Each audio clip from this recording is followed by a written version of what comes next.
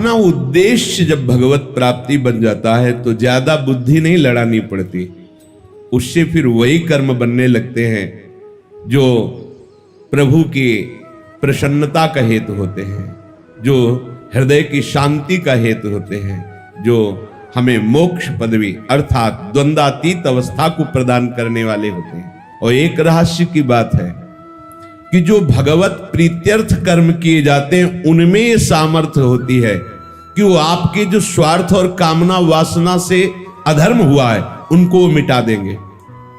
हित सजनी जो आचार्य स्वरूप में प्रकट होकर के बता रहे हैं, बिल्कुल सहज सरल भाव से अपने घर में गुरु प्रदत्त प्रियालाल को विराजमान करो। गुरु प्रदत्त इसलिए मनमानी प्रभु की छवि भी विराजमान करके आप उनमें भाव और भाव भरी उपासना पद्धति नहीं प्रकट कर पाएंगे। इसलिए गुरु प्रदत्त है। गुरु प्रदत्त उपासना, उपास्य देव मंत्र और जो पद्धति बताई गई है इसकी बड़ी महिमा है। मनमानी उपासना और गुरु प्रदत्त उपासना में बड़ा अंतर है। जो गुरु नाम देता है वो शबीज होता है, वो जगा हुआ होता है, उपासक के हृदय में जाकर के अपना प्रभाव दिखाता है, इसलिए गुरु महिमा है। आचार्य चरण कह रहे अपने घर में प्रियालाल को विराजमान करो, बहुत सहज कर्म बंधन से मुक्त होने का उपाय है। भले आप गृहस्थ हैं, व्यापार नौकरी जो भी कार्य करते हैं, घर में प्रियालाल को विराजमान करो। पहले हृदय में बात बैठा लो, इस घर के मालिक प्रियालाल, मेरा परिवार, ये भाव हटाओ, ये प्रियालाल के सदस्य और मैं इन सदस्यों सहित प्रियालाल का सेवक। बैठा लो, स्वामी नहीं, मैं इस घर का स्वामी, मैं परिवार का स्वामी, मैं परिवार को चलाने वाला। बस अब जो कर्म करोगे उद्देश्य गलत हो गया, अब ये सब बंधन कारक हो जाएगा। घर में प्रियालाल को विराजमान करने का मतलब है ठाकुर हुए प्रियालाल, स्वामी हुए प्रियालाल, हम सेवक और ये स्वामी के सदस्य। परिवार के जनों को अपनापन नहीं, अपनापन स्वामी में, सीधा हमारा स्वामी सेवक का संबंध और परिवार के सदस्य प्रियालाल के जन हैं। इस भाव से उनकी सेवा के निमित्त से जो भी कर्म किए जा रहे हैं वो तो सेवा है ही, पर घर में भी सेवा पद्धति का विस्तार करें। तांबूलम क्वचिदर्पयामि चरणौ संवाहयामि क्वचिन मालाद्यै परिमंडे क्वचिदहो संवीजयामि क्वचित कर्पूरादि सुवासितं क्वच पुनः सुस्वादु चाम्भोमृतो पायामेव गृहे कदा खलु भजे श्रीराधिका माधवौ। गृहे अपने घर में विराजमान कर श्री राधा माधव को मंगला से सेवा प्रारंभ कर। सूर्य उदय होने के पहले तक 4 बजे और सूर्योदय के बीच में यदि आप यहां विराजमान हैं और आपके श्री जी वहां विराजमान घर में, तो यही मंगला का चिंतन करो। श्री जी 10-20 नहीं, यहां भावना की और फिर जब यहां से गए तो उनको मंगला उत्थापन किया, थोड़ा पद गायन किया, फिर स्नान आदि, फिर श्रृंगार आदि, कुछ समय बीच का ऐसा अवसर निकालो अपनी श्री जी की सेवा का भी, जो अपने घर में यहाँ वृंदावन धाम में यहाँ बैठे परम सेवा 8 पहर हो रही, पर जो अपने अपने घरों में विराजमान किए दूर देशों में भी है, उनको यही पद्धति अपनानी है। जैसे अपने लोग करते हैं, चलो इतना विशाल ना करके तो सूक्ष्म कुछ मिनट में श्री जी की मंगला कर लिया, 1-2 पद सुना दीजिए। आज तिराजत दंपति भोर नंद के लाल हरियो मन मोर, आज प्रभात लता मंदिर में आज तो जुवती। ऐसे ये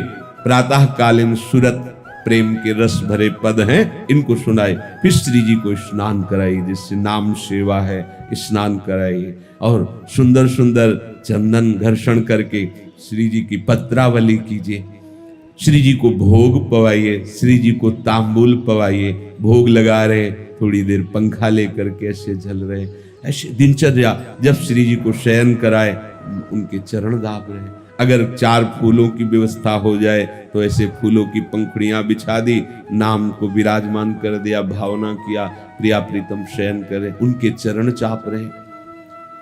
हम अपने घर में जब लाडली जी को स्वामी मान लेंगे तो जितने भी कर्म हो रहे हैं वो सब उनके निमित्त से माने जाएंगे। सेवा, व्यापार, नौकरी, कर्म बंधन से मुक्त होने का सहज उपाय। अपने घर में जो ठाकुर विराजमान है उनको मालिक मानिए।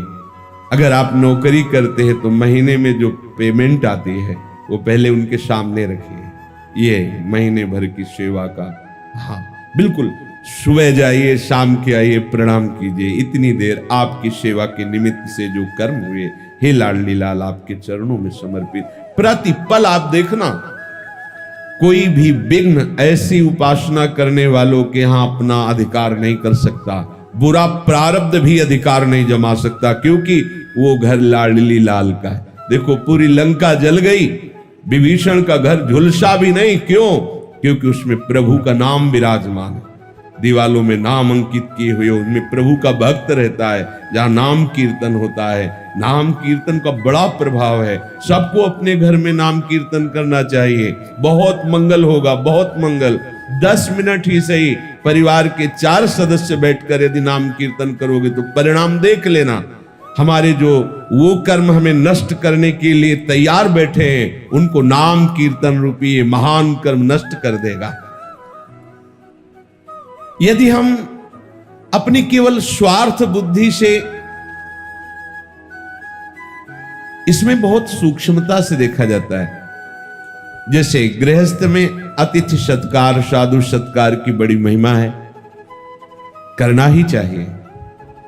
यदि आप गृहस्थ हैं, आपके घर के दरवाजे पर कोई भिक्षुक आता है तो आप उसकी अवहेलना नहीं कर सकते। ए चल, ऐसा नहीं। अगर ऐसा किया तो उसके जितने दुष्कृत हैं वो सब वहीं छूट जाएंगे। शास्त्रीय सिद्धांत है। मृदु वचन बोलिए, राधे श्याम, कहिए क्या आज्ञा है। अब वो जो मांग रहा है, अगर आपके पास सामर्थ्य है तो दे दीजिए, नहीं दैन्य होकर उत्तर दीजिए, राधे श्याम हमारी सामर्थ्य नहीं है, आप पधारिए, आगे कहीं मांग लीजिए। ऐसा आप वहां गलत भावना करके, ए भिखारी है चल भाग यहां से, बिल्कुल ऐसा नहीं, बिल्कुल ऐसा नहीं। गृहस्थ धर्म में सबसे बड़ी सावधानी अतिथि सत्कार है। कोई भी, भले कोई पाखंडी आया है, आप दरवाजा मत खोलिए, पर बाहर से राधे श्याम, वो कुछ भी बोल रहा है, हाँ हम तुम्हें 2 रोटी दे सकते हैं, अगर आप नहीं तो हमारे पास आगे धन की व्यवस्था या और जो आप मांग कर रहे हैं हम नहीं दे पाएंगे, आप जल पी लीजिए, आप रोटी ले लीजिए। वो भी घर में जब कोई पुरुष सदस्य हो तो गेट खोलिए, नहीं तो ऐसी व्यवस्था रखिए कि गेट के अंदर से ही दे दीजिए। सावधानी, समय का जैसा स्वरूप होता है वैसी ही मर्यादा कर रखनी चाहिए। जैसे जानकी जी अकेले पर्णकुटी में, तो लक्ष्मण जी ने रेखा खींच दी थी कि इसके बाहर मत जाना, अंदर से ही, अगर कोई प्रश्न उत्तर हो तो अंदर ही करना, इस रेखा को कोई पार नहीं कर सकता। पर जानकी जी अतिथि सत्कार की विशेष भावना के कारण उस रेखा को पार कर गए, तभी रावण उठा ले गया, नहीं सामर्थ्य नहीं थी, वो उसकी सामर्थ्य नहीं थी कि रेखा पार करे। ऐसा समय का है। अगर आपको ऐसा लगता है कि घर में कोई सदस्य नहीं पर अतिथि आया हुआ है, तो आप बाहर, राधे श्याम, आपको अगर रोटी चाहिए तो दे सकते हैं, अन्यथा प्रणाम। कटु वचन बोलकर तिरस्कार करके भगाना मानो उसके पापों को स्वीकार करना। दूसरी बात, जैसे कोई संत आया है, आप जिसका परिचय भी जानते हैं, आप आदर पूर्वक उससे बैठाला, मृदु शब्दों का प्रयोग किया और 4 लोगों को बताते कि हमारे घर में संत आते हैं तो हम ऐसा ऐसा ऐसा करते हैं, उससे आपके अभिमान को सुख मिलता है। अब ये कर्म कल्याणकारक नहीं रहा, ये बंधनकारक बन गया। ध्यान दीजिए, जो हम चार लोगों से कहकर बड़ाई पाने की इच्छा से अपने कर्मों को प्रकाशित करते हैं, तो बड़ा सात्विक कर्म किया हुआ भी वो बंधन कारक बन जाता है और प्रायः अहंकारी पचने नहीं देता। हम वृंदावन में गए थे, इतने का भोग लगाया था, इतना बिहारी जी को भोग लगाया, इतने संतों को पवाया, ऐसा किया वैसा, ये अहंकार का पोषण हो रहा है। अब वही कर्म तुम्हारे बंधन, शुभ बंधन जैसे अशुभ बंधन, ऐसे शुभ बंधन कारक बन गया। तो इसमें जो सम्मान की, स्वार्थ की, अहंकार की भावना से कर्म किया जाता है वो यज्ञार्थ कर्म नहीं होता, चाहे जितना बड़ा कर्म हो। जैसे शास्त्रों में पाया गया है कि यदि अपने कल्याण के लिए गुरुजनों से, संत महापुरुषों से सभा में प्रश्न किया जाए तो प्रश्नकर्ता और उत्तर देने वाला दोनों पवित्र होते हैं। पर यदि उसके मन में प्रवक्ता के प्रति परीक्षा के लिए या ये सभा जाने कि मैं बहुत बड़ा साधक हूं, देखो मैं किस कोटि का प्रश्न करता हूं, सभा मेरा आदर दृष्टि रखे, हमारे ऊपर सम्मान करे, ये यज्ञार्थ नहीं हुआ। इसमें दोनों की पवित्रता वाली बात नहीं आएगी। तो साधक को छोटी छोटी अपनी वृत्तियों को भगवत समर्पित करने पर ही कार्य बनेगा। हम एक एक वृत्ति के द्वारा जो चेष्टा करे वो भगवत समर्पित, मुक्त संगहा समाचर, किसी भी व्यक्ति वस्तु स्थान में तुम्हारी आसक्ति नहीं होनी चाहिए। संग तो केवल भगवत प्रेमी महात्माओं के लिए ही आदेश किया गया कि उनका संग करे, अन्यथा ना। असंग एकश्चरण रहस चित्त मनंत ईसे, अगर संग की बात आई तो युंजीत तद्वृत्ति साधु सुचेत प्रसंगा, जिनका चित्त निरंतर भगवत प्रसंग में रमण करता रहता है ऐसे साधुओं का संग करे, नहीं तो असंग रहे। जित संग दोषा तभी हो सकता है जब महात्माओं का संग हो, भगवत प्रेमी महात्माओं का संग हो और सबसे असंग हो करके भगवत प्रीत्यर्थ तत्सुख भावना से कर्म किया जाए, यज्ञार्थ कर्म किया जाए, तो बड़े आनंद पूर्वक जीवन व्यतीत करते हुए वो भगवान को प्राप्त हो जाएगा। आपके पास जो भी सामग्री हुई भगवत प्रदत्त है। भगवान कह रहे यदि तुमने उस सामग्री में हिस्सा नहीं लगाया तो यो भुंगते स्तेन एवशाह, वो चोर है, उसे मैं दंड देता हूं। ये मत समझो कि तुम्हें जो सामग्री मिली केवल आपकी ही है। जब रसोई में अन्न बनता, एक रोटी पहले गौग्रास बनती थी, अब कुत्ता ग्रास बनता होगा, गौ ग्रास तो बनता नहीं। कैसे? गौ है नहीं तो ग्रास कहां पाओगे? कहां गौ है? कैसा कलयुग का, जहां गाय मूत्र त्याग करती थी वो तीर्थों के समान पवित्र स्थान हो जाता था। गौ में धर्म वास करता है। पहला ग्रास जो थाली प्रभु को गई, इसके बाद पहली रोटी गौ के लेने का, एक रोटी लेकर के हमने देखा है छत में जाकर तोड़ करके डाल दिया कौआ चिड़िया आदि के लिए। फिर वो दरवाजे पर निकल कर खड़े हुए कि कोई अतिथि, कोई संत महात्मा, ऐसा 1 मिनट इंतजार, प्रत्येक दिन ऐसा करना।